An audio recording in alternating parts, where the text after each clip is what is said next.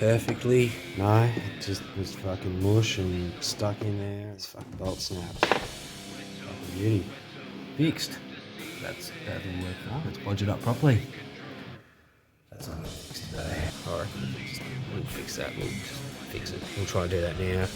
I don't really want to take this off. I think where we left off was this bad boy. And we yanked that out of the rock. So, this thing, doink that out. So we did it the wrecker's way. Just cut the stuff that was in the way. I was like, oh, that's got like a plug in it. That's interesting. It's different. I swear that's different to mine. So, yeah, just went and looked at mine and what we've done diddly fucking did and realises that's got a snapped off sensor.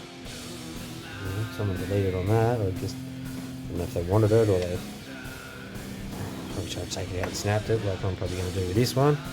Just see if we can't break something out. It's going to break for sure. We've got a spare throttle body, so we've got the sensor. We can do this. It's easy. Then we decide to snap this sensor off. I don't know, we're just dicking around. The show is called Dicking Around.